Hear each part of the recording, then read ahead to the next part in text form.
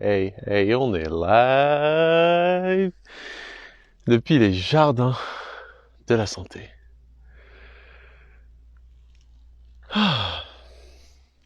Ça fait depuis dimanche soir, du coup, depuis qu'a eu lieu l'émission avec Irène Grosjean et Mathilda Rossignol, que je me sens un petit peu partagé entre, enfin que je me sentais un peu partagé entre une forme de culpabilité d'avoir provoqué une situation qui n'a pas été plaisante, et en même temps une forme de gratitude pour la vérité qui émerge de situations qui sont parfois un peu conflictuelles, mais qui sont nécessaires, qui permettent de clarifier certaines choses, et je savais pas encore par quel bout le prendre, donc je me suis tu, tout simplement. Et ça apparaît désormais comme étant évident. Pour ceux, petit retour en arrière, pour ceux qui n'ont pas assisté à l'atelier du dimanche 20 novembre 2020, donc 2022. Je suis resté bloqué en 2020, moi. Non, c'était à cette période-là que j'avais lancé l'atelier du dimanche, en octobre, je crois, en septembre 2020. Non, ça fait bien 2 ans que cette émission hebdomadaire existe, et donc l'émission de ce dimanche a été pour le moins houleuse. Il y a eu déjà tous les trolls qui, comme d'habitude, enfin comme d'habitude, pas forcément comme d'habitude, mais comme depuis 3-4 émissions sont là. Je les citerai pas pour pas leur faire de publicité, mais c'est les débunkers, des codeurs, des fact-checkers, ces idiots utiles là qui sont là juste pour mettre une pression indue sur des gens qui font de leur mieux pour servir la vérité, le vivant, l'humanité, je dirais. Donc déjà il y avait la pression de ces idiots-là, mais en plus il y a eu un quiproquo, et j'en suis entièrement responsable. Et pourquoi j'en suis responsable? Parce que la réponse que j'ai apportée, c'est la meilleure que j'ai pu apporter à ce moment-là, mais surtout dans les circonstances qui étaient celles de cette émission, j'ai vraiment fait de mon mieux. J'ai fait de mon mieux en fait avec ce que je savais, avec le temps que j'avais imparti. D'ailleurs, on a commencé en retard l'émission, et il s'est avéré que je n'avais pas pu informer Irène qu'il y aurait l'intervention de Mathilda qui, toutes les 2-3 semaines, disons 2 fois par mois, fait donc sa chronique de l'Eco-Voice, l'actualité vue par les animaux, qui est une chronique en fait de communication animale au sujet de l'actualité. Et peu importe ce que les uns et les autres pensent de cet art, de la médiumnité, pour moi c'est une discipline importante, je dirais, enfin une discipline, c'est un domaine important, c'est un domaine que je ne maîtrise pas, que je connais mal, mais dont je respecte la pertinence, et surtout j'ai la plus grande amitié, j'ai le plus grand respect pour Mathilda, pour sa personne et puis pour son travail. Et donc pour moi c'est une évidence, il n'y a pas de problème, on fait la chronique de l'Eco-Voice, bien évidemment, toutes les 2-3 semaines quand Mathilda est dispo, pas toutes les semaines mais toutes les 2-3 semaines.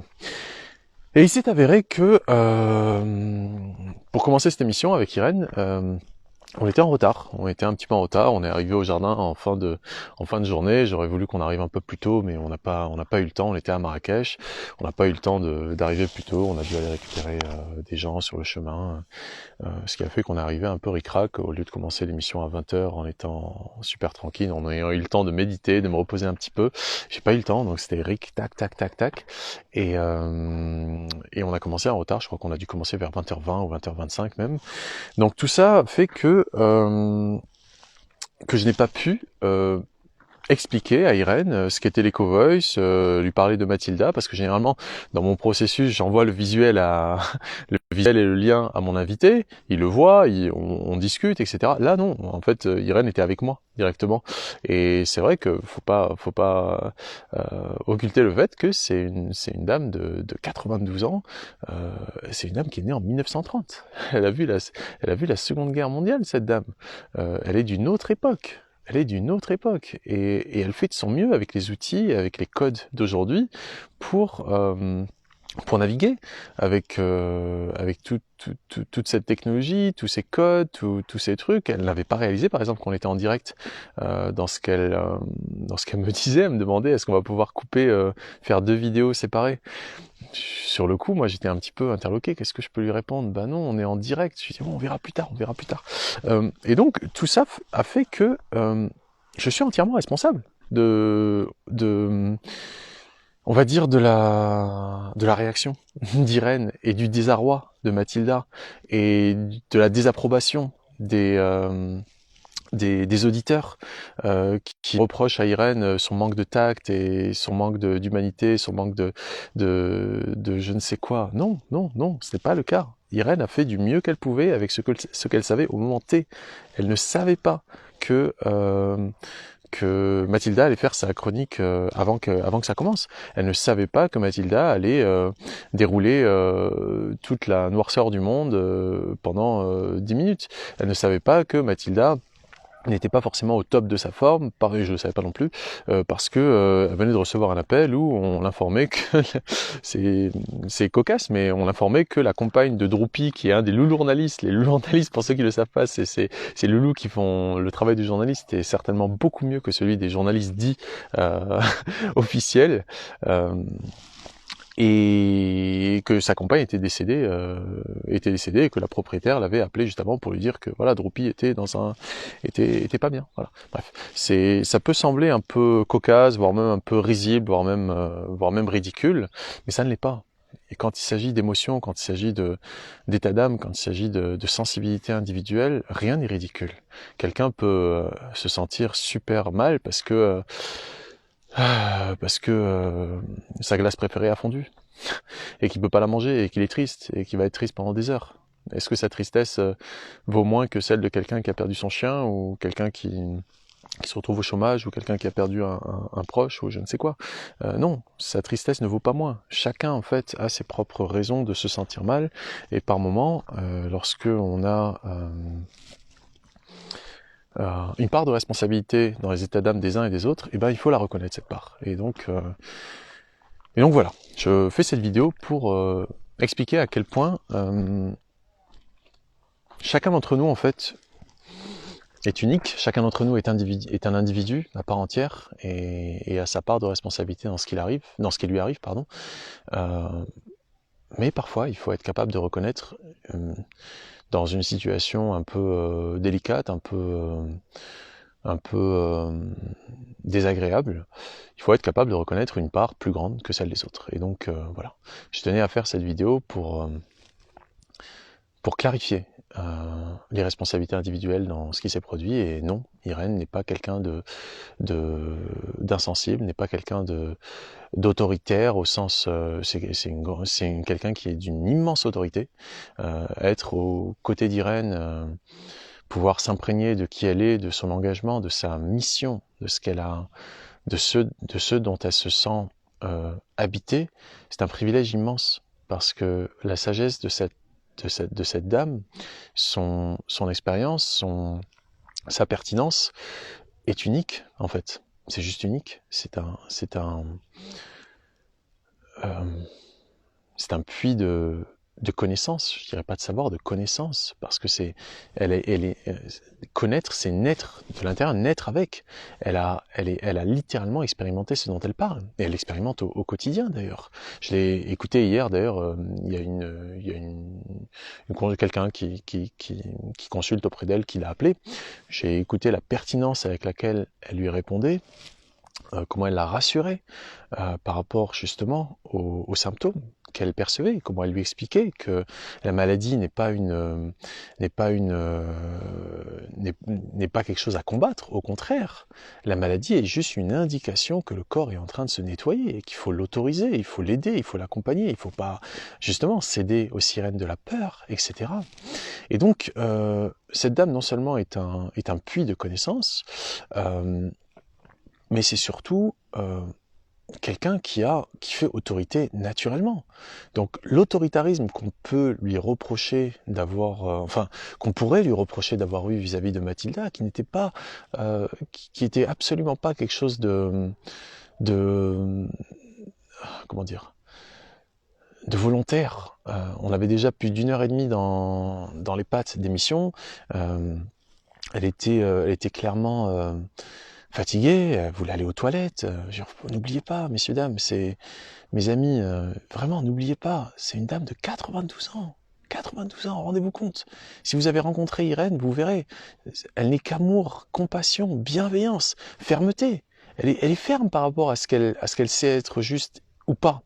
Mais ce n'est absolument pas quelqu'un de malveillant. Ce n'est pas quelqu'un qui cherche à nuire. Ce n'est pas quelqu'un qui cherche à mépriser. Loin de là.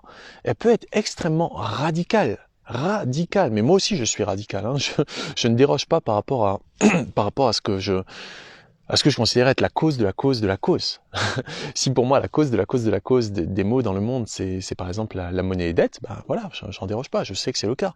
Est-ce que je vis quand même dans ce monde-là? Oui, je vis quand même dans ce monde-là. Il y a quand même besoin de cet argent de merde, entre guillemets, pour pouvoir mettre de l'essence et aller à droite, aller à gauche. Mais ce que je sais, je le sais.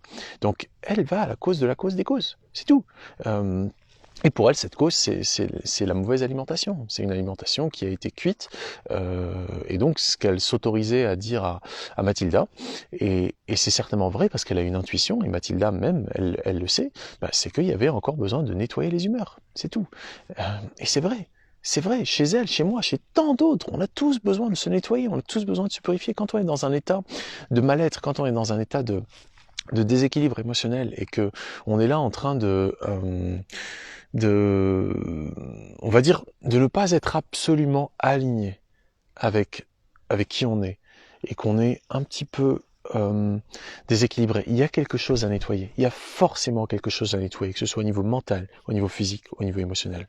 Bon, avant de faire cette vidéo, j'ai pris là quasiment 1 heure pour méditer parce que je voyais bien que je n'avais pas pu prendre le temps hier, avant-hier non plus, pour méditer autant que j'en avais besoin, pour nettoyer. Pourquoi est-ce qu'on va se laver? Pourquoi est-ce qu'on va nettoyer notre corps physique? Parce qu'on accumule des souillures au niveau physique.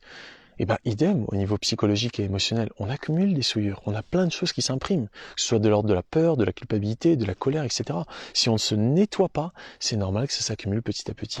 Et Dieu sait que Mathilda est un être absolument merveilleux, remarquable, unique. C'est quelqu'un qui est capable de renoncer à son propre confort pour protéger des animaux, pour protéger des animaux, pour décider de partir, de s'isoler parce qu'ils étaient en danger. Elle est partie pendant je ne sais combien de temps, je veux pas dire de bêtises, mais je sais pas si c'est 1 an ou 2 ans. Bref, elle est partie dans des conditions que peu de gens accepteraient. Pourquoi? Parce que son amour de la vie, son amour des animaux a fait qu'elle est prête à renoncer à son propre confort. Mais aucune concession avec ce qu'elle sait être juste. Idem pour Mathilda. Idem pour Irène. Mathilda fait ça. Irène fait ça. Je fais ça. Nous sommes tous des individus différents et nous avons tous en fait une perspective absolument unique par rapport à ce monde dans lequel nous vivons. Et ce qui est important, c'est de se respecter dans nos individualités. Et lorsque quelqu'un, en l'occurrence moi, là, n'a pas assumé son entière responsabilité en amont d'une situation, j'aurais dû clairement informer Irène que Mathilda allait intervenir sur l'émission. Il n'y a pas eu le temps, il n'y a pas eu l'occasion. Il y avait tellement de choses déjà, la joie de retrouver Irène, etc. L'émission a été, j'ai finalisé les trucs juste avant, comme d'habitude. Hein. C'est juste que il n'y a pas eu l'occasion d'expliquer à Irène qu'il allait y avoir la chronique de l'Eco-Voice par Mathilda.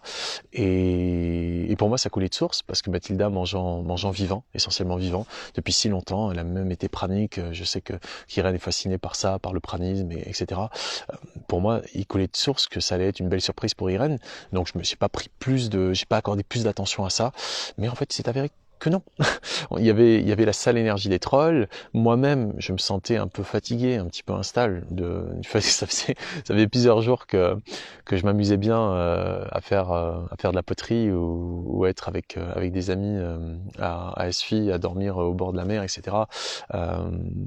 Sur de l'argile, etc. Bref, c'était vraiment une expérience extrêmement chouette.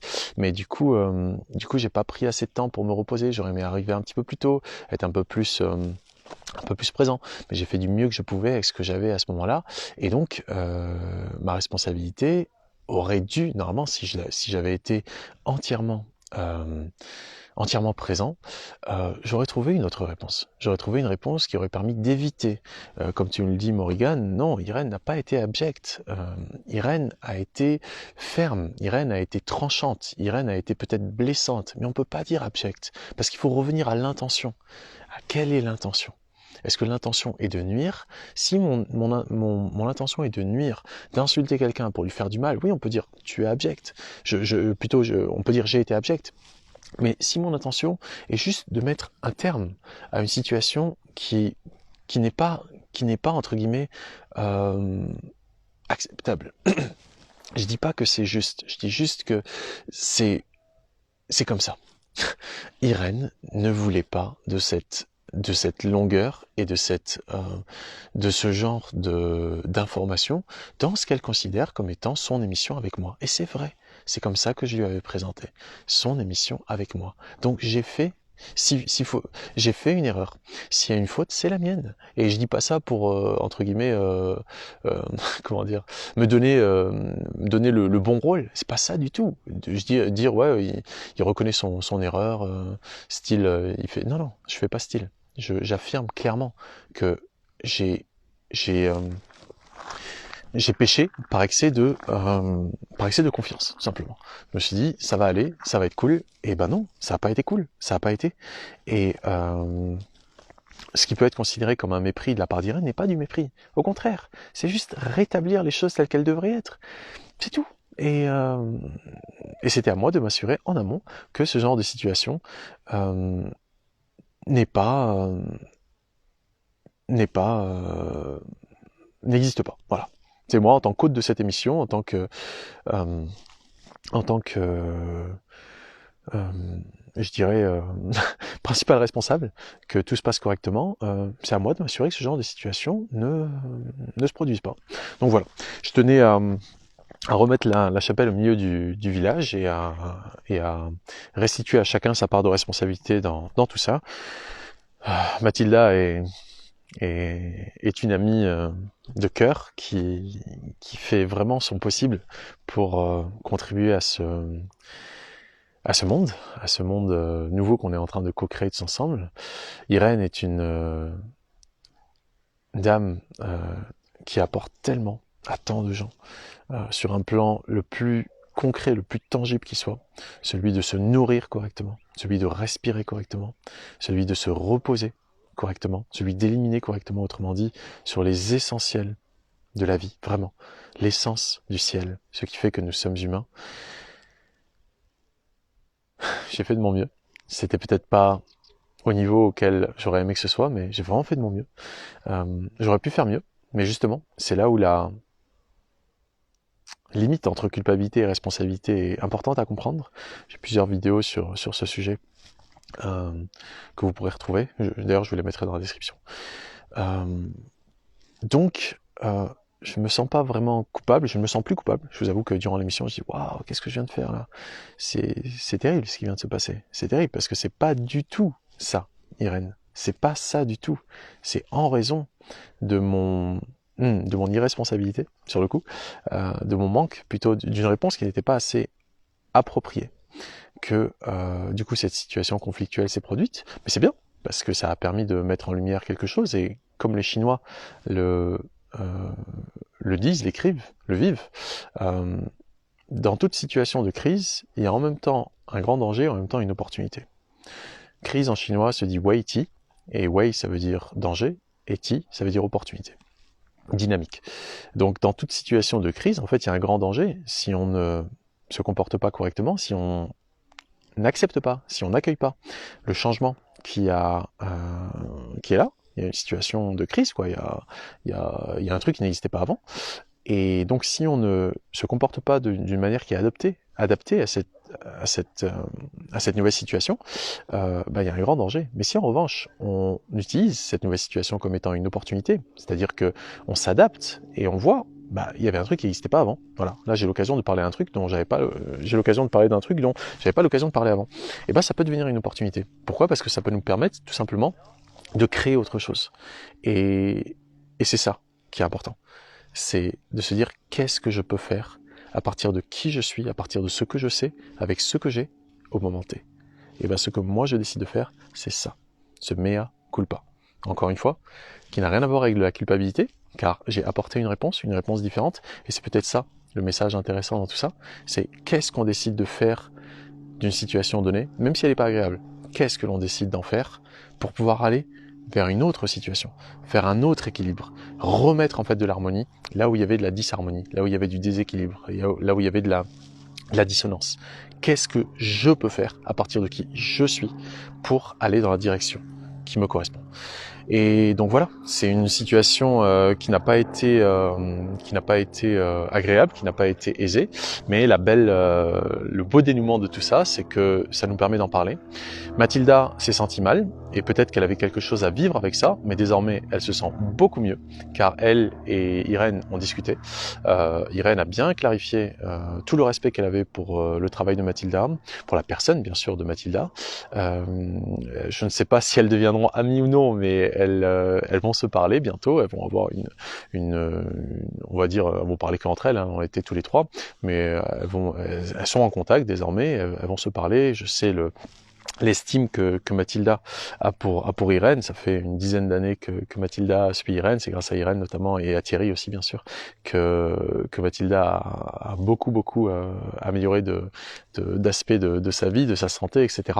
Donc je sais l'admiration et du coup vraiment le coup émotionnel qu'a ressenti Mathilda, tombé de là à là, quoi, c'est ultra violent, et ça c'est indéniable, hein, je ne nie pas ça, c'est indéniable, et peut-être que justement, là est l'opportunité, c'est que Mathilda tout simplement avait quelque chose à vivre, et que peut-être que grâce à cette situation conflictuelle dans laquelle j'ai toute ma responsabilité, peut-être que ça a permis de créer quelque chose qui autrement n'aurait pas eu lieu et de nous permettre d'avancer, de progresser. Car finalement, ce qui nous est demandé aujourd'hui, c'est pas tant de rechercher un confort extrême qui est lié à je sais pas, à la consensualité, au fait de vouloir être lisse, etc., qui est absolument pas quelque chose qui m'anime ni qui me caractérise, je pense, je l'espère en tout cas. Je cherche absolument pas à être lisse. C'est vrai que j'aime bien rassembler plutôt que diviser, et quand je me rends compte qu'il y a des gens qui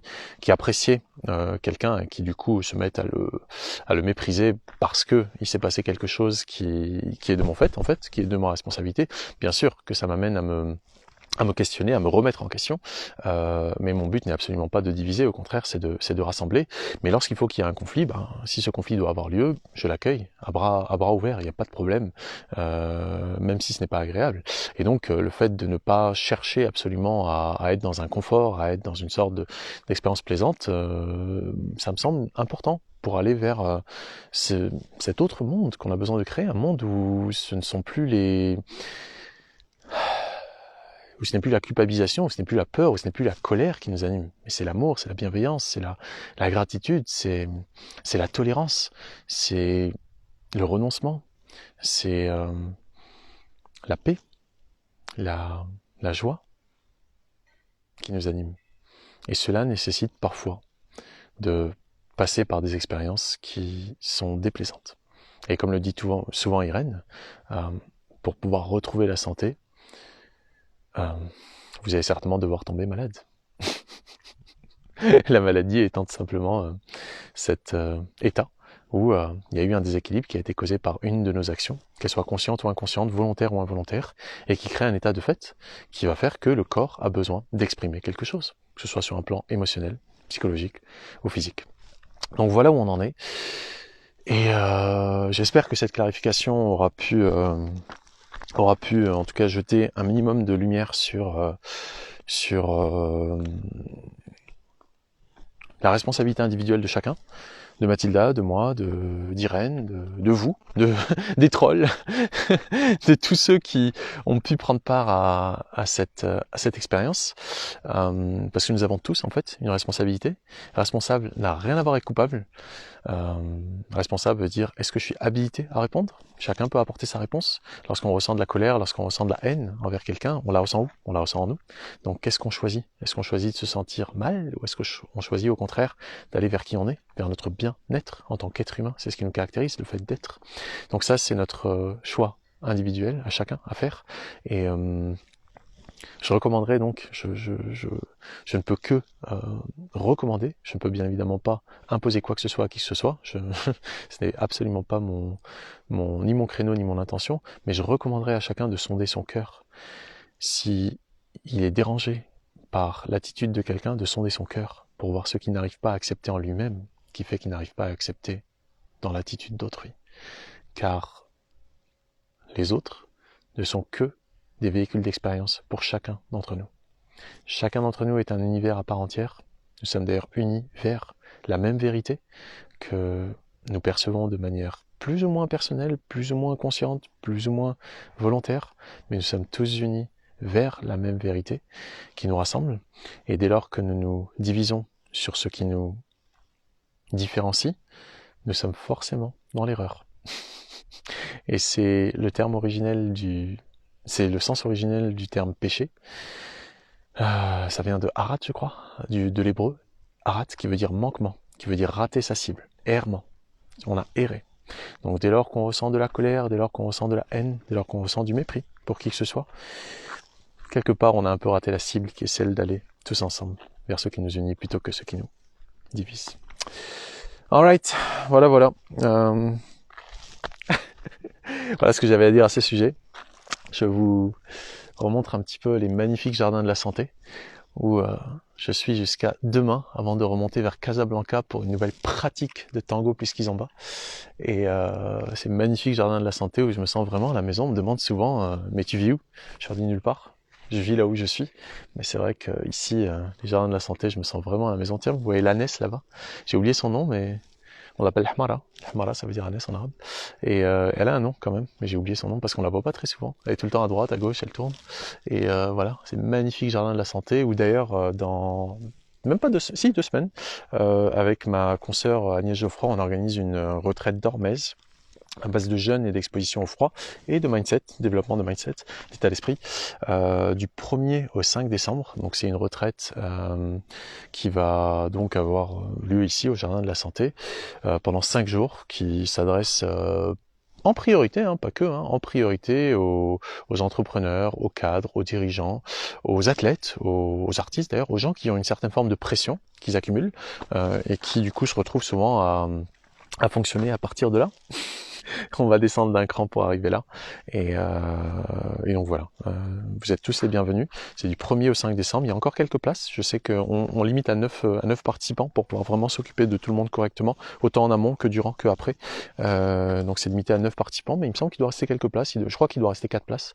Peut-être moins depuis le dernier point que j'ai fait avec Agnès il y a 2-3 jours. Mais voilà, il y a quelques places, donc n'hésitez pas. Je vous mettrai le lien vers la page du séjour. Si jamais ça vous parle, on se retrouvera ici dans ce cadre magnifique. D'ailleurs, vous avez là l'espace de yoga, l'espace où on pratique le yoga là en plein air. Et voilà, dans ces magnifiques jardins de la santé où je suis hyper heureux de pouvoir régulièrement venir séjourner, organiser des événements. Si vous aussi vous avez envie d'organiser un événement ici, il y a la possibilité. Voilà. Les prix sont assez abordables d'ailleurs pour le séjour que je fais avec Agnès. Moi, vous le savez certainement, je suis un adepte du don libre. Je vends rien, j'aime pas vendre. Je respecte le fait de vendre. J'ai vendu moi-même, mais aujourd'hui, pour être cohérent avec moi-même et avec le monde auquel j'aspire, je me refuse à vendre quoi que ce soit personnellement. Ceci étant dit, lorsque je collabore avec quelqu'un, voilà, c'est normal de m'adapter également à ce dont ils ont besoin. Et donc, ce qu'on a trouvé comme compromis avec Agnès, c'est normal qu'elle ait besoin de gagner sa vie, et c'est tout le monde, en fait, de gagner sa vie, de gagner des sous, disons. Notre vie, on peut pas la gagner, on l'a. D'ailleurs, la plupart des gens perdent leur vie à essayer de la gagner. C'est ridicule. Mais bon, encore un autre sujet. Mais du coup, le compromis qu'on a trouvé, c'est une contribution ajustable où il y a un prix juste, et puis une contribution ajustable basse, et puis haute, et puis voilà quoi. Pour ceux qui n'ont pas trop les moyens puissent venir, et puis ceux qui ont plus de moyens puissent compenser pour ceux qui n'ont pas trop de moyens. Donc n'hésitez pas si jamais ça vous parle à me contacter ou à contacter Agnès ou autre. Et faut pas que l'argent soit un souci. Il faut que l'argent soit un moyen, pas que ce soit une préoccupation, que ce soit juste un moyen. Parce qu'il y a besoin malheureusement encore de payer pour tout quoi. Que ce soit pour l'hébergement, pour la nourriture, pour les transports, pour tout quoi. Donc voilà. Sur ce, mes chers amis, dans pas très longtemps là, on va vous refaire une vidéo avec Irène pour démystifier la maladie. Ça va être passionnant. On va le faire depuis, je sais pas où, on va se mettre dans les jardins. Peut-être même on va faire ça en marchant ensemble. On va voir, mais ce sera sur YouTube, Facebook, ce sera pas sur Instagram parce que sur Instagram on peut pas multiplexer. Mais voilà. J'espère que cette vidéo vous aura un peu clarifier les responsabilités partagées dans ce qui s'est produit dimanche, que ça vous aura permis, je l'espère, de voir différemment Irène, qui est vraiment un être remarquable. Si vous n'avez jamais été à ses côtés, vous pouvez peut-être avoir une image un peu déformée, un peu biaisée, que ce soit par rapport aux propos que des idiots utiles détournent pour la faire passer pour une dangereuse pédophile ou je ne sais quoi, ou que ce soit par rapport à l'incident de dimanche avec Mathilda, ou bref, n'importe quelle tentative de la discréditer, et elle et son message en utilisant quelque chose d'isolé et en lui prêtant des intentions qui ne sont pas les siennes. C'est ça qu'il faut regarder, c'est pas tant l'action, qu'elle soit verbale, physique ou mentale, mais l'intention qui sous-tend l'action. Pourquoi on a telle pensée? Quelle est l'intention derrière? Pourquoi on a telle parole? Quelle est l'intention derrière? Pourquoi on a tel geste, tel acte physique? Quelle est l'intention derrière? Donc, faire des procès d'intention aux gens sans pour manipuler l'opinion, ou bien sans aller au bout, sans aller au fond de la cause des causes, qui en l'occurrence là, pour l'émission de dimanche, c'est moi n'ayant pas informé Irène du fait que Mathilde allait venir, et ben c'est soit incomplet, soit malhonnête. Voilà. Sur ce, mes chers amis, je vous souhaite un big boom, bonne année, depuis les magnifiques jardins de la santé. Soyez heureux.